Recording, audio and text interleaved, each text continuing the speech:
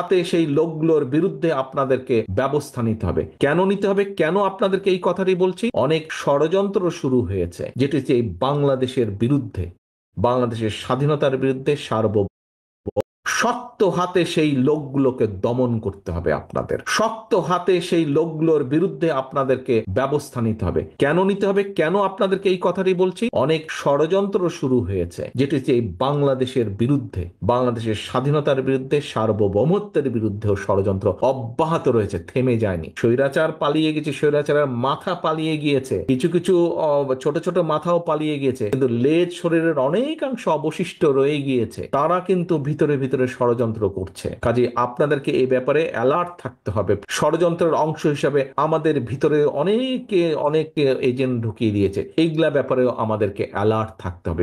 Asif Nazrul sir, আপনাকে এখানে বসিয়েছি আমরা, স্বরাষ্ট্র উপদেষ্টা মহোদয়, আপনাকে আমরা এখানে বসিয়েছি, ছাত্র জনতা বসিয়েছে, এ দেশের জনগণ বসিয়েছে আপনাকে। আপনাকে অন্য কেউ বসাই নেই। শেখ হাসিনার দাবিদারি করার জন্য আপনাকে এখানে বসানো হয় নাই। আমরা 15 বছর যাবত লড়াই করে আসছি, কত মানুষ আমাদের নিখোঁজ হয়েছে, গুম হয়েছে, কল্পনা করতে পারেন। সুতরাং বাংলাদেশে এখন আমরা যে মেসেজটা এখন স্পষ্ট করেছি। আসসালামু আলাইকুম ওয়া রাহমাতুল্লাহি ওয়া বারাকাতুহু। দেশ ও দেশের বাহিরে দূর দূরান্ত থেকে যারা এই মুহূর্তে ভিডিও দেখছেন তাদেরকে অনুরোধ করব, দয়া করে পুরো ভিডিও সম্পূর্ণ ধৈর্য সহকারে দেখবেন। খুবই গুরুত্বপূর্ণ এবং অত্যন্ত ইম্পর্টেন্ট একটা ভিডিও নিয়ে উপস্থিত হয়েছে আপনাদের মাঝে। সম্মানিত বন্ধুগণ, দর্শক শ্রোতা মণ্ডলী, বর্তমান দেশের প্রেক্ষাপট থেকে মনে হচ্ছে যে অন্তর্বর্তীকালীন সরকার দেশ চালাতে ব্যর্থ হবে। কারণ যত দিন যাচ্ছে ততই সমালোচনা বাড়ছে অন্তর্বর্তীকালীন সরকারের। নানাবিধ সমালোচনা ইতিমধ্যে আমরা দেখতে পাচ্ছি এই সরকারের উপদেষ্টা মণ্ডলীদের নিয়ে। প্রিয় দর্শক শ্রোতা মণ্ডলী, কয়েকজন উপদেষ্টার কথাবার্তা কিংবা কার্যকলাপে সমালোচনার যেন শেষ নেই। নানাভাবেই সমালোচিত হচ্ছে ডক্টর মোহাম্মদ ইউনূসের সরকার। প্রিয় দর্শক শ্রোতা মণ্ডলী, সাংবাদিক ইলিয়াস আসিফ নজরুলের এই বিষয়টি নিয়ে এখন সারা দেশ তোলপাড়। সাংবাদিক ইলিয়াস সম্প্রতি আসিফ নজরুলের বিরুদ্ধে একটা অভিযোগ করেছে যে আসিফ নজরুল নাকি ভারতীয় এজেন্টটা বাস্তবায়নে কাজ করছে। তারপর থেকে সারা দেশ জুড়ে আরও সমালোচনা বৃদ্ধি পায় অন্তর্বর্তীকালীন সরকার ডক্টর মোহাম্মদ ইউনূসকে নিয়ে। প্রিয় দর্শক শ্রোতা মণ্ডলী, এই সরকারের এত সমালোচনা, এটা নিয়ে বিএনপির অভিব্যক্তি কী, বিএনপি কি জানালো? অবশেষে এই দেশের বর্তমান প্রেক্ষাপট পরিস্থিতি নিয়ে মুখ খুলেছে তারেক রহমান। আসিফ নজরুল ইস্যু থেকে শুরু করে প্রত্যেকটা বিষয় নিয়ে কথা বলেছেন তিনি। প্রিয় দর্শক শ্রোতা মণ্ডলী, কঠিন হুঁশিয়ারি দিয়ে বিএনপির তরফ থেকে বলা হয়েছে যে বাংলাদেশ নিয়ে আমরা কাউকে খেলতে দেব না। কেউ যদি বাংলাদেশ নিয়ে খেলতে আসে তাহলে তাকে ছাড়ব না। চলুন কথা না বারে দেখে আসি আমরা যে তারেক রহমান কি বলল। বিএনপির ভারপ্রাপ্ত চেয়ারপারসন তারেক রহমান বর্তমান দেশের প্রেক্ষাপট পরিস্থিতি নিয়ে কি বলল। কোটি কোটি মানুষের যখন প্রত্যাশা থাকে, তখন সেই দায়িত্বটি কিন্তু অনেক বড় থাকে। সবচেয়ে বড় সফলতা কি? আমার এই প্রায় 35 বছরের রাজনীতির অভিজ্ঞতার আলোকে আমি যেটা মনে করি, দলের সবচেয়ে বড় সফলতা হচ্ছে মানুষের আস্থা অর্জন। মানুষের আস্থা অর্জন, এই যে আপনি যখন বের হন, যে কথাটি বললাম, আপনি যখন বের হন মানুষের সালাম পাচ্ছেন, আপনার সাথে অথবা তার সাথে, সেই ব্যক্তিটির সাথে যারা সালাম দিচ্ছে, যাদের কনসার্ন আছে, যারা জানতে চাইছে, তাদের তারা মনে করে যে তাদের ভাগ্যের সাথে আপনার একটি বিষয় জড়িত আছে। আপনার কথাবার্তা, উঠা বসা, আপনার বক্তব্য, বিবৃতি, আপনার কাজকর্মের সাথে তাদের ভাগ্য কম বেশি জড়িত আছে, তাদের ভবিষ্যৎ জড়িত আছে। সেজন্যই আপনাকে জিজ্ঞেস করে, আপনার উপর আস্থা রাখতে পারে, ভরসা রাখতে পারে, আপনার উপর আস্থা রাখছে। এটাই হচ্ছে আপনার সবচেয়ে বড় সফলতা বা সবচেয়ে বড় বিষয়, আপনার রাজনৈতিক অর্জন, সফলতা। এখন এই আস্থা তো ধরে রাখার দায়িত্ব জনগণের নয়, এই আস্থা ধরে রাখার দায়িত্ব আপনার। আজকে আপনারা এই যে প্রশ্নগুলো করেছেন, আমাকে করেছেন, মঞ্চকে প্রশ্নগুলো অনেক করেছেন, আপনি আপনার কনসার্ন থেকে প্রশ্ন করেছেন। আপনি ফিরে গিয়ে আপনার সেই মানুষগুলোকে বলবেন আপনি যে আমি এই প্রজেক্টে তারা এই বলেছে আমাকে। জনগণকে সঙ্গে রাখুন, জনগণকে সাথে রাখুন। আমরা কিন্তু সবসময় বলেছি আমরা আমিডামির নির্বাচনে বিশ্বাস করি না। আমরা একটি রাজনৈতিক দল, নির্বাচনে আমরা যাব, নির্বাচন আমরা করব, নির্বাচন আমরা চাইবো, এখানে লুকোছাপার কোনো ব্যাপার নেই। এটা নর্মাল, সিম্পল। জনগণের সমর্থন আমরা পাবো, বেশি পেলে আইন অনুযায়ী, নিয়ম অনুযায়ী, দেশের সংবিধান অনুযায়ী যা হবার সেটিই হবে। জনগণের সমর্থন ভিত্তিতে জনগণ যাকে বেশি সমর্থন দিবে তারা দেশ পরিচালনা করবে। অর্থাৎ আমরা নির্বাচন চাইবো, নির্বাচন চাওয়াটা কোনো অন্যায়ের বিষয় না, এটাই স্বাভাবিক। এখন নির্বাচনকে যদি ফেস করতে হয়, আমরা আমিরামি নির্বাচনে তো বিশ্বাসী না, আমরা আহ, আমরা নিশিরাতের নির্বাচনেও বিশ্বাসী না, আমরা ভোট ডাকাতের নির্বাচনেও বিশ্বাসী না। আমরা একটি স্বচ্ছ স্বাভাবিক নির্বাচনে বিশ্বাসী, যেখানে মানুষ নির্ভয় নির্দ্বিধায় ভোট দিবে। আমরা সেই নির্বাচনে বিশ্বাসী, মুক্তভাবে ভোট দিবে। এখন সহকর্মীবৃন্দ, মানুষ যখন নির্বাচনে ভোট দিবে নির্দ্বিধায় নির্ভয় ভোট দিবে, নির্ভয় ভোট দিবে। আমাদের একজন সহকর্মী এখানে সংবাদপত্রের স্বাধীনতা নিয়ে কথা বলেছেন। আপনি চাইছেন যে আমাদের কি পদক্ষেপ, কি পরিকল্পনা সংবাদপত্রের স্বাধীনতা নিশ্চিত করার। আমাদের তো একই সাথে পরিকল্পনা আছে যে কোনো মূল্যে এই দেশের মানুষের ভোটের অধিকারকে রক্ষা করা, ভোটের অধিকারকে রক্ষা করা। বাক স্বাধীনতা যেমন হচ্ছে ভোটের অধিকারকে রক্ষা করা। কাজেই মানুষ যখন ভোটের অধিকার রক্ষা করবেন, মানুষ তখন নির্দ্বিধায় ভোট দিবে। যেহেতু আমরা বিশ্বাস করি না নিশিরাতের নির্বাচনে, আমরা বিশ্বাস করি না আমিরামির নির্বাচনে, কাজেই মানুষকে মুক্তভাবে ভোট দিতে হবে। এবং মুক্তভাবে যখন ভোট দিবে মানুষ, তখন কিন্তু মানুষ অনেক কিছু বিবেচনা করবে, চিন্তা ভাবনা করবে, তারপরে সে ভোট দিবে। এবং তার সেই চিন্তা ভাবনাকে যদি আপনার পক্ষে রাখতে হয়, তাহলে কিন্তু জনগণের আস্থা আপনার পক্ষে থাকতে হবে।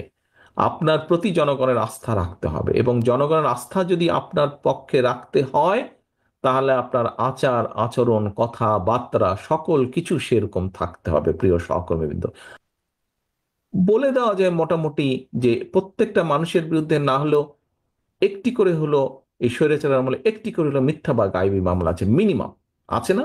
প্রত্যেকটি মানুষের নামে আপনাদের আছে। এই যে হাত তুলেছে সবাই, না গাজীপুর থেকে আছে। এখন প্রিয় সহকর্মী, এই যে ঢাকা জেলা থেকে হাত তুলেছে, আহ নারায়ণগঞ্জ থেকেও হাত তুলেছে, প্রত্যেকটা মানুষ। এখন এই যে বিগত 15 বছর আপনারা এত অত্যাচার, নির্যাতন, মিথ্যা মামলা, গায়েবী মামলা সহ্য করেছেন। আমাদের বহু নেতাকর্মী আছেন, বহু নেতাকর্মী আছে যাদের স্বজন মারা গিয়েছে, আপনজন বাবা মা মারা গিয়েছে, তাদেরকে হ্যান্ডকাফ পরিয়ে জানাজায় নিয়ে গেছে।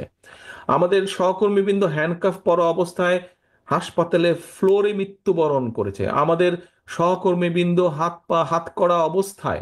হাত করা অবস্থায় জেলের ভিতরে মৃত্যুবরণ করেছে।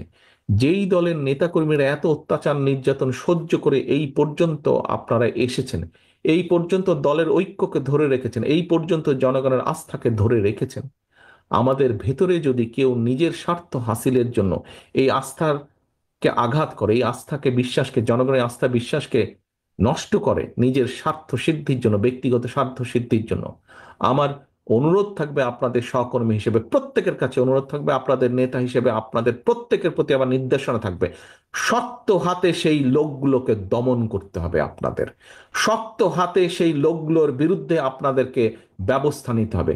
কেন নিতে হবে, কেন আপনাদেরকে এই কথাটি বলছি? জনগণের আস্থার ভিতরে আমাদেরকে থাকতে হবে, এবং সে কারণে আমাদের প্রত্যেককে আমাদের অবস্থান থেকে যেটি সঠিক সেই কাজটি করতে হবে, যেটি অনৈতিক, যেটি খারাপ কাজ, সেটিকে আমাদের ত্যাগ করতে হবে, সেটির বিরুদ্ধে আমাদের প্রতিবাদ গড়ে তুলতে হবে, সেটির বিরুদ্ধে আমাদেরকে শক্ত অবস্থান নিতে হবে। কিছুক্ষণ আগে একটি কথা বলেছিলাম যে রাজনীতিবিদ হিসেবে, রাজনীতি কর্মী হিসেবে, রাজনৈতিক দল হিসেবে সফলতা কি? পিছনে যখন জনগণ থাকে। অনেক ষড়যন্ত্র শুরু হয়েছে, যেটি হচ্ছে এই বাংলাদেশের বিরুদ্ধে, বাংলাদেশের স্বাধীনতার বিরুদ্ধে, সার্বভৌমত্বের বিরুদ্ধেও ষড়যন্ত্র অব্যাহত রয়েছে, থেমে যায়নি। স্বৈরাচার পালিয়ে গেছে, স্বৈরাচারের মাথা পালিয়ে গিয়েছে, কিছু কিছু ছোট ছোট মাথাও পালিয়ে গিয়েছে, কিন্তু লেজ শরীরের অনেকাংশ অবশিষ্ট রয়ে গিয়েছে। তারা কিন্তু ভিতরে ভিতরে ষড়যন্ত্র করছে। কাজে আপনাদেরকে এই ব্যাপারে অ্যালার্ট থাকতে হবে। ষড়যন্ত্রের অংশ হিসাবে আমাদের ভিতরে অনেককে এজেন্ট ঢুকিয়ে দিয়েছে, এইগুলা ব্যাপারেও আমাদেরকে অ্যালার্ট থাকতে হবে। সহকর্মীবৃন্দ, আগামীর যে নির্বাচন হবে, আগামীর যে নির্বাচন হবে, আপনাদেরকে আমি 100% গ্যারান্টি দিয়ে বলতে পারি, কেউ যদি মনে মনে ভেবে থাকেন আরে এখানে তো প্রধান প্রতিপক্ষ নাই অথবা দুর্বল হয়ে গেছে, নির্বাচন খুব সহজ হবে, no, no, no and no. এই নির্বাচন অতীতের যে কোনো নির্বাচনের থেকে অনেক অনেক অনেক কঠিন হবে, অনেক কঠিন হবে। কাজে নিজেদেরকে সেইভাবে সহকর্মীবৃন্দ প্রস্তুত করুন, নিজেদেরকে সেভাবে প্রস্তুত করুন যে আগামীর যে কঠিন নির্বাচন সেটি জনগণের সমর্থন নেই, সেই নির্বাচনের পুল ছাড়া যাতে আমরা পার হতে পারি সেইভাবে নিজেদেরকে প্রস্তুত করুন। সেজন্যই আমি সবসময় বলছি, জনগণের সঙ্গে থাকুন, জনগণকে সঙ্গে রাখুন। প্রিয় সহকর্মীবৃন্দ, আমরা জনগণকে সাথে নিয়ে বিগত 16-17 বছরের স্বৈরাচারকে পালিয়ে যেতে বাধ্য করেছি। জনগণের সমর্থন নিয়ে, জনগণকে সাথে নিয়ে ইনশাল্লাহ আমরা জনগণের আস্থা ধরে রেখে, জনগণের সাথে নিয়ে, জনগণকে সঙ্গে নিয়ে, জনগণের সমর্থন নিয়ে আগামীতে আমরা দেশ পরিচালনার যোগ্যতা আমরা অর্জন করতে সক্ষম হব, এই আমার দৃঢ় বিশ্বাস। মধ্যে আমরা 15 বছর যাবত লড়াই করে আসছি, কত মানুষ আমাদের নিখোঁজ হয়েছে, গুম হয়েছে, কল্পনা করতে পারেন? সুতরাং বাংলাদেশে এখন আমরা যে মেসেজটা এখন স্পষ্ট করেছি যে বাংলাদেশকে নিয়ে আমরা কোনো বহিঃশক্তিকে, চীন বলেন, পাকিস্তান বলেন, আমরা কাউকে আমরা খেলতে দিয়েছি না। আমরা স্বাধীন সার্বভৌম দেশ, আমরা বীরের জাতি, আমরা মুক্তিযুদ্ধ করে দেশ স্বাধীন অর্জন করেছি, আবার আমরা রক্ত দিয়ে আমরা দেশকে এই আপনার ফ্যাসিজম থেকে মুক্ত করেছি। আমরা একটি সুন্দর গণতান্ত্রিক আমরা একটা বাংলাদেশ গড়তে চাই। এটি হচ্ছে আমাদের এখন স্বপ্ন, এটি হচ্ছে আমাদের ভবিষ্যৎ। বাংলাদেশে যে বৈষম্য তৈরি করা হয়েছিল, আপনি নিয়োগ বলেন, আমি এটা পার্লামেন্টে বহু কথা বলেছি, স্বাস্থ্য ব্যবস্থা বলেন, পিএসসির মতো জায়গায় প্রশ্নপত্র ফাঁস হয়, আপনার মেডিকেল কলেজে ভর্তির জায়গায় প্রশ্নপত্র ফাঁস হয়, এই সমস্ত অপরাধের সাথে আজকে আওয়ামী লীগের লোকেরা জড়িত ছিল। কল্পনা করা যায় দেশকে আমরা কোথায় নিয়ে গেছিলাম। আজকে পুলিশে 200 জন, 300 বা 250 জনের মধ্যে 100 জনই গোপালগঞ্জের আপনার এই হিন্দু সব সদস্য। এটা কল্পনা করা যায়? এইটা ভাবতে যখন লাগে, চিন্তা যখন করি যে তারা কোন জায়গায় তারা দেশটাকে নিয়ে যেতে চাচ্ছিল, যে কারণে তো আজকে ভারতের মাথা নষ্ট হয়ে গেছে। আজকে তারা এত আরামে এখানে বসবাস করে, কল্পনা করতে পারে। আমার এখানে আমি বলি, আমার এখানে হিন্দুরা এত চমৎকার ভাবে তার বড় বড় দোকানপাট ব্যবসা বাণিজ্য করেছে। এই যে 5ই আগস্টের থেকে এই জুলাইয়ের মধ্যে, তারপরও একজন হিন্দু যদি দাঁড়িয়ে বলতে পারে যে তাদের ব্যবসা বাণিজ্যের উপর কোনো হামলা হয়েছে, বা তাদেরকে চাঁদাবাজি করেছে, বা তাদের ছেলে মেয়েদের লেখাপড়া স্কুল যাতায়াতের ক্ষেত্রে কোনো বাধা সৃষ্টি করেছে, তাহলে আমি দায়িত্ব নেব। আমি অন্তত চাঁপাইনবাবগঞ্জ জেলার দায়িত্ব নিয়ে বলতে পারি যে তারা এখানে মানে মায়ের গর্ভে বসবাস করছে বাংলাদেশে হিন্দুরা। আর ভারতে আজকে মুসলমানদের অবস্থাটা কি? মসজিদ ভাঙছে ভারতে, আজকে মুসলমানদেরকে গরু জবাই কোরবানি করতে দেয় না। আজকে ভারতে আপনার নামাজ পড়তে গেলে তাদেরকে নামাজের কাতার যখন রাস্তায় লোক চলে আসে, সেখানে গিয়ে আসিফ নজরুল স্যার, আপনাকে এখানে বসিয়েছি আমরা, স্বরাষ্ট্র উপদেষ্টা মহোদয়, আপনাকে আমরা এখানে বসিয়েছি, ছাত্র জনতা বসিয়েছে, এ দেশের জনগণ বসিয়েছে আপনাকে অন্য কেউ বসাই নেই। শেখ হাসিনার দাবিদারি করার জন্য আপনাকে এখানে বসানো হয় নাই। মহান আল্লাহ পাকের দরবারে একবার শুকরিয়া আদায় করি, আমরা যে এখানে একত্রিত হতে পেরেছি, আলহামদুলিল্লাহ। আজ যেখানে দাঁড়িয়ে আছি, এই দাঁড়াতে পারিনি আমরা 5ই আগস্টের আগে। যাদের নেতৃত্বে এ দেশ আর একবার স্বাধীন হয়েছে, তাদের প্রতি আমরা শ্রদ্ধা নিবেদন করছি। আবু সাঈদের মতো ছেলে বুকটা কেতিয়ে দিয়েছে এই দেশকে স্বাধীন করার জন্য।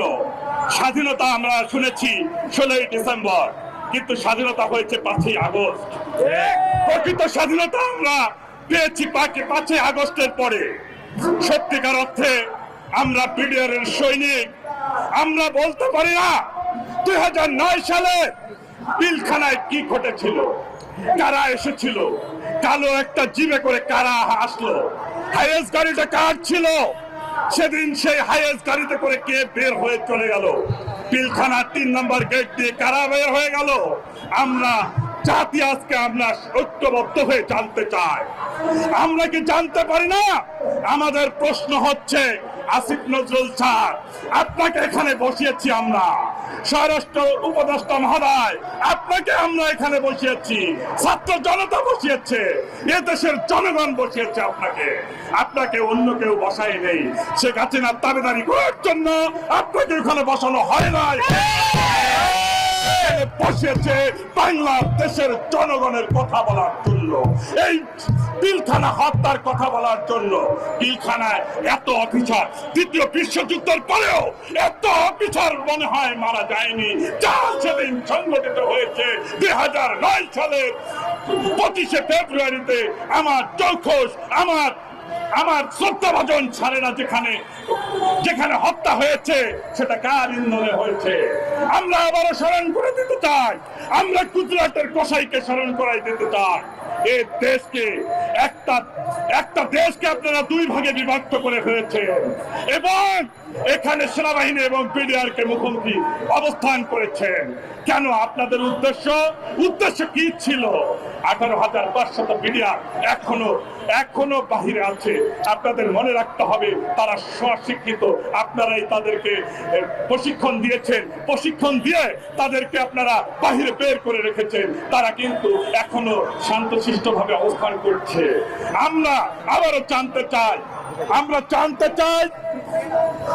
জানতে চাই এই 2009 সালের 25 এবং 26 ফেব্রুয়ারি বিচার কি আমাদের স্বরাষ্ট্র উপদেষ্টা মহোদয় করবেন কিনা, আইন উপদেষ্টা মহোদয় ওনাকে নির্দেশ দিবেন কিনা।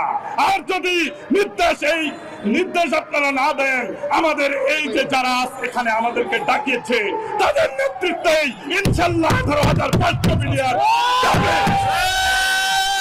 আমরা চাই 18,500 বিডিআরের কিছু সংখ্যক বিডিআর এখনো জেলখানার অধীর কষ্টে জীবনযাপন করছে। তাদেরকে অতি সত্বর আপনারা মুক্তি দিন।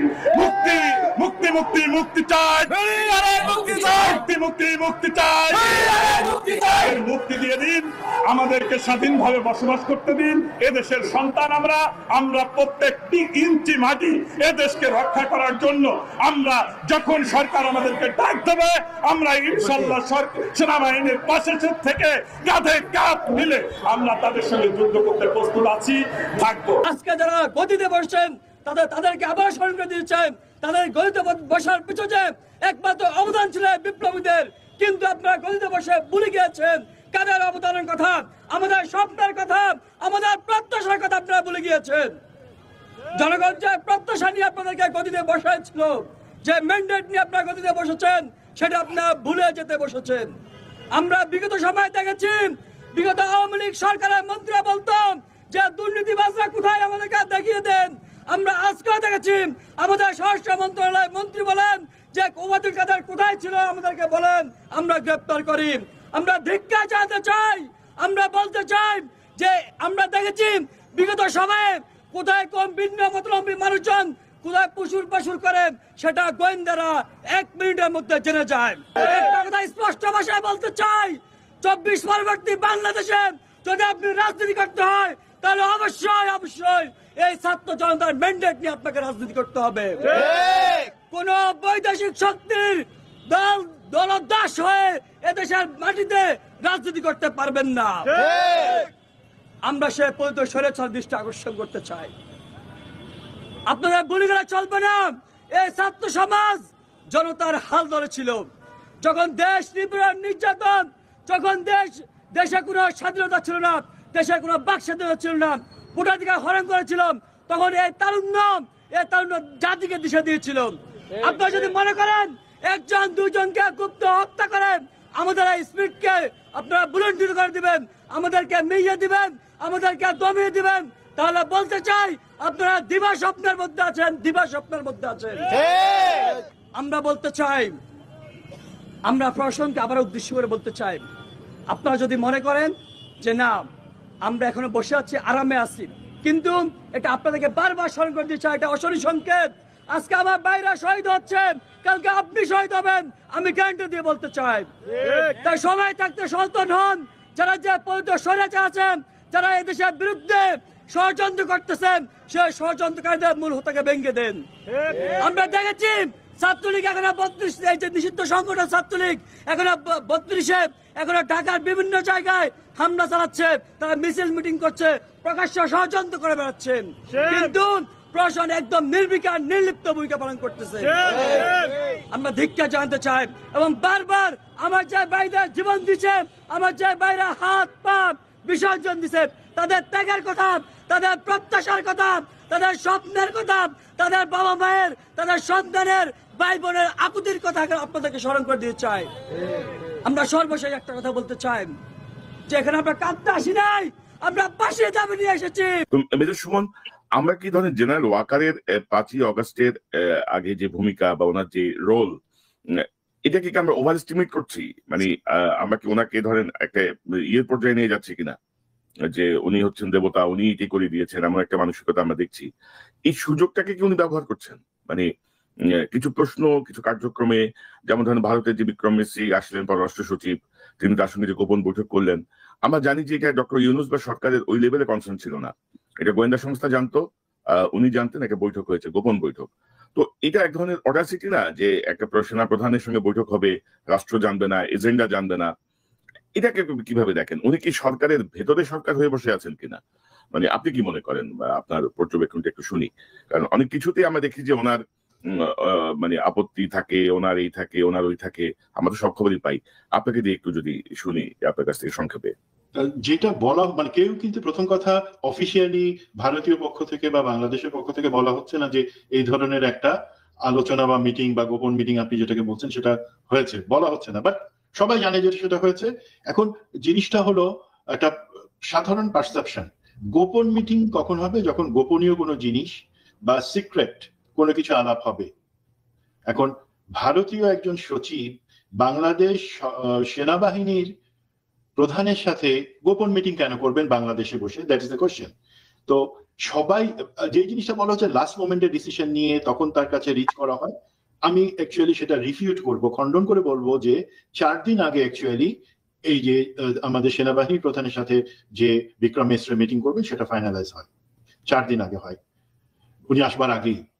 দ্বিতীয় যে জিনিসটা হচ্ছে, মুস্তাফিজ কিছুটা কভার করেছে যে কি কি ব্যাপার নিয়ে কথা হয়েছে, এবং মুস্তাফিজ ক্লিয়ারলি বলেছে যে তার যথেষ্ট সন্দেহ আছে অ্যাকচুয়ালি এই ধরনের জিনিস আলাপ করবার জন্য সে সেনাপ্রধানের সাথে দেখা করেছে কিনা। তো আমি একটা আমার ইনফরমেশনটুকু বলছি এবং আমি আপনাকে ইনসাইড ইনফরমেশন বলছি। প্রথম কথা বলেছি এটা একটা সেট আপ মিটিং ছিল। হ্যাঁ, সরকারের পক্ষ থেকে সব জায়গা থেকে জানতো না, বাট সরকারও কিন্তু জানতো, সরকারের কিছু মহল জানতো, ইভেন পলিটিক্যাল দিক থেকেও দু একজন জানতো যে এই ধরনের একটা মিটিং সে করবে সেনাপ্রধানের সাথে। এখন মিটিংটা গোপন রাখা হলো কেন? গোপনীয় কিছু তো আলাপ হয় না, সাধারণভাবে আমরা বুঝি সৌজন্য সাক্ষাৎ। ভারতীয় দিক থেকে এটা চাল, এবং আপনি নিশ্চিতভাবে জেনে রাখেন এটা যে লিক করা সেটা কিন্তু ভারতের পক্ষ থেকেই করা হয়েছে। যদিও আমরা ইনসাইড ইনফরমেশন আমরা পাই ভারতীয় দূতাবাস এবং ভারতীয় রয়ের মাধ্যমে এটা লিক করা হয় যে তার সাথে মিটিংটা হয়েছে। কেন?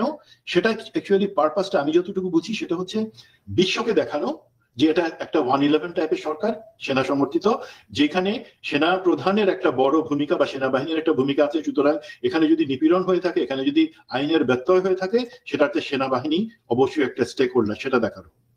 2 নাম্বার জিনিস যেটা হচ্ছে যে সেনাবাহিনীকে একটা জায়গায় নিয়ে আসা এবং তাকে বোঝানো যে রাষ্ট্র পরিচালনায় তার ভূমিকাটা এখন বেশি। সুতরাং যদি সেনাবাহিনী বেশি দিনও থাকে, যেহেতু ভারতের ব্লেসিং আছে, সেনাবাহিনী বেশি দিন থাকে, ভারতের বা এই অন্তর্বর্তীকালীন সরকার বেশি দিন থাকে, ভারতের দিক থেকে কোনো আপত্তি নাই। এটা আমার ধারণা, এই কারণে তার এটা করেছে। আর ওইখানে কি অ্যাকচুয়ালি হচ্ছে আমার কিছু ধারণা আছে, সেটা হচ্ছে যে জিনিসগুলো ড্রোন, এখানে আমি জেনারেল ওয়াকারকে একটু ক্রেডিট দিব 3টা পয়েন্টে। একটা হচ্ছে সীমান্তে ড্রোন দেখা যাচ্ছে, এগুলা কি আমাদের অ্যাক্টিভিটি কিনা। 2 নম্বর পয়েন্ট হচ্ছে মাইনরিটি ইস্যুতে সংখ্যালঘুদের নির্যাতন। 3 নম্বর সীমান্তে বিভিন্ন ধরনের ঘটনা এবং সীমান্তকে কড়াকড়ি দেয়া। এই 3টা ব্যাপারে কথা হয়েছে মুস্তাফিজ, এখানে এই ড্রোন নিয়েও কথা হয়েছে। আর সেখানে জেনারেল ওয়াকার তাকে বলেছে যে আমাদের আর্মির ক্যাপাসিটি এবং ডক্ট্রিন অনুযায়ী এখানে ড্রোনের কোনো ভূমিকা এবং ড্রোন আমাদের সেনাবাহিনীর কোনো অংশ না। আমরা ড্রোন ওয়ারফেয়ারেও নাই, আমাদের ড্রোন নাই। আপনাদের ইন্টেলিজেন্স আছে, সেটাই তো যথেষ্ট জানবার জন্য যে এখানে সত্যি কোনো ড্রোন আছে কিনা এবং সেটা কোন পক্ষ থেকে। Please don't ask any question যেটা আমাদেরকে বিব্রত করে। মাইনরিটির ব্যাপারে উনি সরাসরি বলেছেন যে আপনাদের গণমাধ্যম এবং আমাদের গণমাধ্যম এই 2টা মিলাই আপনারা যদি দেখেন সেটার উত্তর তো আপনি পেয়ে যাবেন, আমার কাছে তো জিজ্ঞাসা করার দরকার নাই।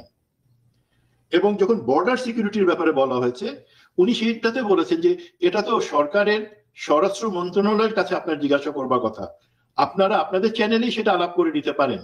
আমার কাছে এই প্রশ্নগুলা আমার জন্য বিব্রতকর। সুতরাং জেনারেল ওয়াকার যে এই 3টা পয়েন্টে খুব স্ট্রংলি তাকে বলেছে, আমি তাকে সাধুবাদ জানাই। বাট আমি সাধুবাদ কোন জায়গায় জানাবো না জেনারেল ওয়াকারকে। এবং জেনারেল ওয়াকার স্যার, আমি আপনাকে সরাসরি প্রশ্ন করছি যে আপনি জানেন এবং জানতেন যে এই মিটিংটা লিকড হবে।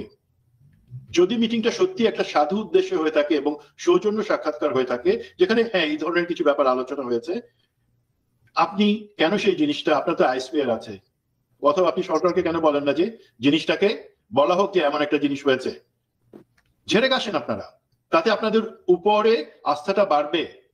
আপনাকে এই যে কনক সারোয়ার যে প্রশ্নটা করলেন যে অ্যাকচুয়ালি 5ই আগস্টের পূর্ববর্তী অন্যান্য জায়গা থেকে এটা কি হাইপের উপরে আমরা এই জায়গায় নিয়ে গেছি আপনাকে, আমি বিশ্বাস করতে চাই না। লিডারশিপের দরকার ছিল সেই সময়, আপনি অন্তত 3 তারিখ থেকে সঠিক ভূমিকাটা পালন করেছেন, বাট সেখানে 3 থেকে 5 শেষ হয়ে যায় নাই। আমরা চাই সঠিক ভূমিকা সামনেও থাকবে। এখন আরেকটা জিনিস আছে যেটা আপনার আশা করি আপনি বলবেন, এই মিটিং এ বিক্রম মিস্ত্রি আপনাকে একটা 15 পয়েন্টের একটা তালিকা দিয়েছে, মানে আমরা বলি ডোন্ট ডু দ্যাট, তালিকাটা kind of don't do that, মানে কি তারা চায় না যে বাংলাদেশের সরকার বা সেনাবাহিনী এই জিনিসগুলো করুক।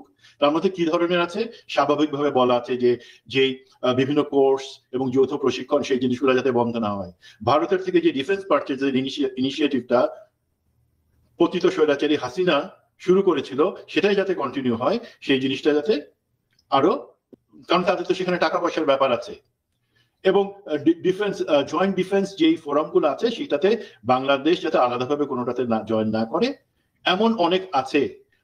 আমাকে একজন বলেছে যে সেটাতে এই বিডিআর পিলখানা হত্যাকাণ্ড বা অন্যান্য যেগুলো সেন্সিটিভ ভারতের সংশ্লিষ্ট চলে আসতে পারে, সেক্ষেত্রে আপনারা বলেছেন যে সেটা দুই দেশের সম্পর্ক নষ্ট করবে, সেটাও যাতে না হয়। তো এটা কি সত্যি এই ধরনের কিছু ছিল? আমি জানি যতদূর আপনি সেটার ব্যাপারে, তালিকাটার ব্যাপারে তার সাথে কোনো আলোচনা বা অল্টারকেশনে কাউন্টার কোনো আর্গুমেন্টে যান নাই, সেটা আমি জানি। বাট এই ধরনের জিনিসগুলো তারা যদি বলে থাকে সেই ক্ষেত্রে আপনার অবস্থান কি এবং কেন আপনার কাছে তারা এটা বলবে?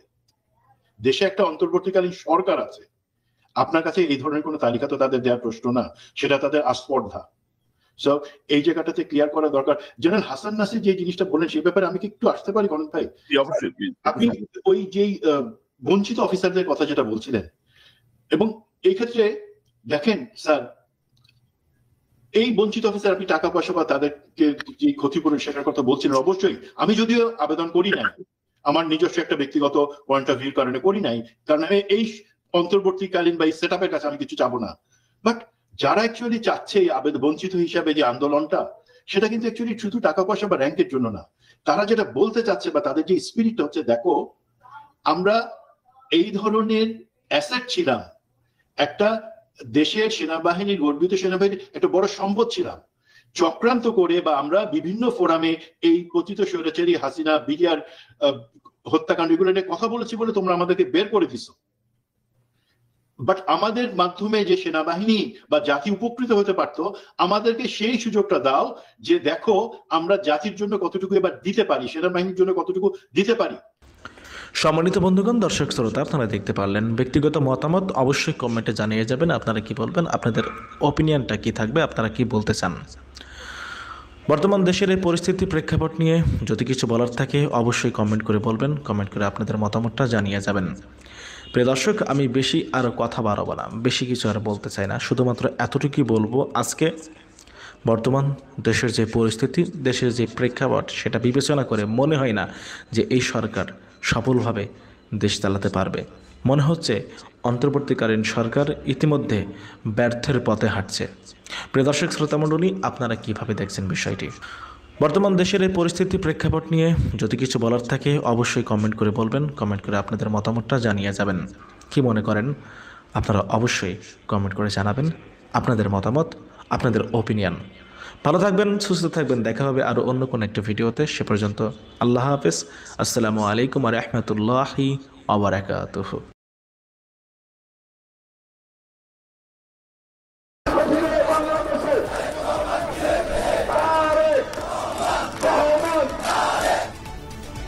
ভারতের আগ্রাসন ও অপপ্রচারের বিরুদ্ধে আখাউড়ায় বিএনপির 3 অঙ্গ সংগঠনের লং মার্চ। দিল্লির কাছে আত্মসমর্পণের জন্য স্বাধীন হয়নি দেশ, বললেন নেতারা। ভারতের শাসক গোষ্ঠী গোটা পৃথিবীর গণতান্ত্রিক দেশগুলোর কাছে তারা সমালোচিত। ওরা চায় না বাংলাদেশ, তারা এখানকার জনগণের কথাই চলুক। তরুণদের বাদ দিয়ে ক্ষমতায় যাওয়ার চিন্তা ভুল, ঢাকা কলেজের আলোচনায় হাসনাত আব্দুল্লাহ। নষ্ট করা যাবে না জুলুমের বিরুদ্ধে আন্দোলনের চেতনা। তারা যদি মনে করে থাকে এই তরুণ প্রজন্মকে তারা মাইনাস করে দিয়ে নিজেরাই সংসদের দিকে যাত্রা করবে, তাহলে তারা সেটা ভুল ভাবছে। শেখ হাসিনাকে ফেরত দেবে দিল্লি, আশা ট্রাইব্যুনালের পরামর্শক ক্যাডম্যানের। অস্থিতিশীল করতে প্রোপাগান্ডা চালাচ্ছে ভারত, অভিযোগ সাবেক পুলিশ কর্মকর্তাদের। ফরিদপুরে হিন্দু নির্যাতনের মন গড়া কাহিনী ভারতীয় মিডিয়ায়, পাসপোর্ট আটকে বক্তব্য দিতে বাধ্য করার অভিযোগ। আমার পাসপোর্টটা হাতে নিচ্ছে, হাতে নিয়ে কইতেছে দেশের সম্বন্ধে কিছু বলো। ওদের প্রোপাগান্ডাগুলো করেছে সম্পূর্ণ মিথ্যা এবং ভিত্তিহীন। নির্বাচন ব্যবস্থা ধ্বংস নিয়ে পিএইচডি করতে চাইলে শেষ 3টির দিকে তাকালেই হবে, মন্তব্য ডক্টর শেখাওয়াতের। ভোটাধিকার নিশ্চিতে কাজ চলছে বললেন সংস্কার কমিশন প্রধান।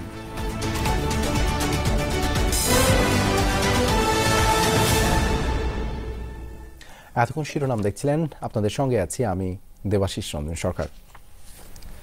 আগ্রাসনের বিরুদ্ধে এবার লং মার্চ নিয়ে আখাউড়ায় ভারত সীমান্তে গেল ছাত্রদল, যুবদল ও স্বেচ্ছাসেবক দল। ঢাকা থেকে ভৈরব হয়ে আখাউড়ায় গিয়ে শেষ হয় লং মার্চ। কর্মসূচিতে বিএনপি নেতারা বলেন, ভারত বাংলাদেশের বিরুদ্ধে ষড়যন্ত্র করছে, দেশটি চক্রান্ত রুখতে বাংলাদেশ আজ ঐক্যবদ্ধ। ভারতকে এমন বার্তা দিতেই এই লং মার্চ। লং মার্চের সাথে ছিলেন সহকর্মী আরেফিন শাকিল, ক্যামেরায় মাসুম তপু। স্বাধীনতা সার্বভৌমত্ব প্রশ্নে আপোষহীন বার্তা দিতে ছাত্রদল, যুবদল ও স্বেচ্ছাসেবক দলের এই আয়োজন। সকাল 9টায় নয়াপল্টন থেকে শুরু হয় আগরতলা সীমান্ত অভিমুখী লং মার্চ। সংগঠন তিনটির নেতাকর্মীরা মাথায় জাতীয় পতাকা বেঁধে হাতে আগ্রাসন বিরোধী ফেস্টুন নিয়ে কর্মসূচিতে অংশ নেন। লং মার্চ পূর্ব সমাবেশে নেতারা বলেন, দিল্লির কাছে আত্মসমর্পণের জন্য স্বাধীন হয়নি দেশ। ওরা বাংলাদেশের মানুষের রক্তের যে তেজ, তাদের যে আত্মশক্তি, তাদের যে বীরত্ব, তাদের যে দৃপ্ত পদবিক্ষেপে এগিয়ে যাওয়ার যে ঐতিহ্য, এইটা দিল্লির সাউথ ব্লক ওরা বুঝতে পারেনি। ওরা চায় না বাংলাদেশ, তারা এখানকার জনগণের কথাই ছিল। এই খুনি হাসিনার বিরুদ্ধে এবং ভারতীয় আগ্রাসনের বিরুদ্ধে পুরো ছাত্র সমাজ এক এবং ঐক্যবদ্ধ রয়েছে। নারায়ণগঞ্জ, নরসিংদী হয়ে আগরতলা অভিমুখে লং মার্চটি পথে পথে বিএনপি নেতাকর্মী ও জনতার উষ্ণ ভালোবাসায় সিক্ত হয়। দুপুরে ভৈরবে পথসভায় দেশের প্রশ্নে সবাইকে ঐক্যবদ্ধ থাকার আহ্বান জানান নেতারা। ভারতের সঙ্গে অভিন্ন পানির ন্যায্য হিস্যার দাবিতে 2014 সালে তিস্তা অভিমুখে বিএনপি মহাসচিব মির্জা ফখরুল ইসলাম আলমগীরের নেতৃত্বে লং মার্চ করে বিএনপির নেতাকর্মীরা। সেই ঘটনার প্রায় 10 বছর পর আখাউড়া সীমান্ত অভিমুখে লং মার্চ করল বিএনপির 3 সংগঠন। দলের তরুণ নেতারা বলছেন, বারবার ভারতের আগ্রাসী মনোভাবের কারণে এমন প্রেক্ষাপট তৈরি হচ্ছে। তারা চান ভারতের সঙ্গে বাংলাদেশের সম্পর্ক হবে ন্যায্যতার ভিত্তিতে, শ্রদ্ধার ভিত্তিতে, সম অধিকারের ভিত্তিতে। বিকাল 4টায় লং মার্চ পৌঁছায় আখাউড়া সীমান্তে। স্থানীয় স্কুল মাঠের জনসভায় নেতারা দেশের প্রশ্নে কোনো ছাড় না দেওয়ার অঙ্গীকার করেন। বলেন, পলাতক শেখ হাসিনা ও ভারত বাংলাদেশের বিরুদ্ধে অবস্থান নিয়েছে। বাংলাদেশের প্রতিটি সীমাটির জন্য আমরা পাহারায় থাকবো। আমরা পিন্ডির জিঞ্জির ভঙ্গ করেছি, আমরা দিল্লির দাসত্ব করার জন্য নয়। ভারতে এখন আওয়ামী সন্ত্রাসীদের যারা যারা অবস্থান করছে তাদের প্রত্যেককে বাংলাদেশে ফিরিয়ে আনতে হবে। আমরা কেন রক্তচক্রকে ভয় পাই না। ইস্পাত কঠিন ঐক্যের মাধ্যমে বাংলাদেশের স্বাধীনতার প্রতি যে সকল দৃষ্টি দিয়েছে সেটাকে প্রতিহত করতে হবে। লং মার্চে অংশ নেন 3 সংগঠনের জেলা, মহানগর পর্যায়ের শীর্ষ নেতারা। বহরে প্রায় 4 শতাধিক গাড়ি থাকায় ঢাকা সিলেট মহাসড়কে তৈরি হয় তীব্র যানজট। আরেফিন শাকিল, যমুনা নিউজ, ব্রাহ্মণবাড়িয়া। গণতন্ত্রের জন্য লড়াই সংগ্রাম অব্যাহত রেখেছে বিএনপি। আর রক্তপাত, প্রতিহিংসা নয়, ঐক্যবদ্ধভাবে দেশ করতে হবে। যুক্তরাজ্য বিএনপি নেতাকর্মীদের সঙ্গে মত বিনিময়ে দলটির মহাসচিব মির্জা ফখরুল ইসলাম আলমগীর এসব কথা বলেন। লন্ডন সফররত বিএনপি মহাসচিব বলেন, বিদেশে বাংলাদেশের ভাবমূর্তি রক্ষায় দায়িত্ব প্রবাসীদের। জানান, 5 আগস্টের পর ভারত সারা বিশ্বে অপপ্রচার চালাচ্ছে বিএনপি, সংখ্যালঘুদের উপর নির্যাতন করছে। এখনকার যুদ্ধ সমাবেশ মিছিলের নয়, সাইবার যুদ্ধ উল্লেখ করে তথ্য প্রযুক্তি সংশ্লিষ্টদের কাজে লাগাতে নেতাকর্মীদের প্রতি আহ্বান জানান মির্জা ফখরুল। বলেন, শুধু ক্ষমতায় যাওয়ার জন্য নয়, ন্যূনতম গণতান্ত্রিক অধিকার রক্ষায় আন্দোলনের শুরু করেছিল বিএনপি। নতুন দেশ, নতুন স্বপ্নের লক্ষ্যেই ঘোষণা করা হয় 31 দফা।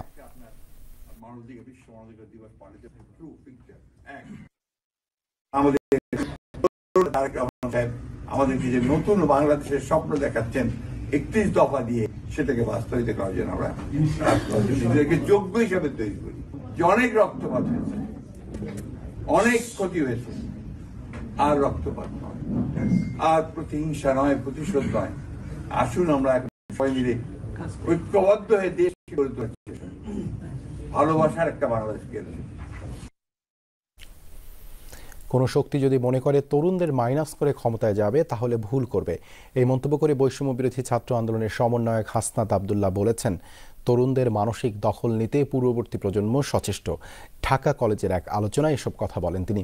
সেখানে অন্যরা বলেন, তরুণদের ঐক্যবদ্ধ হতে হবে, অন্যথায় আন্দোলনের সুফল ব্যাহত হয়ে যাবে।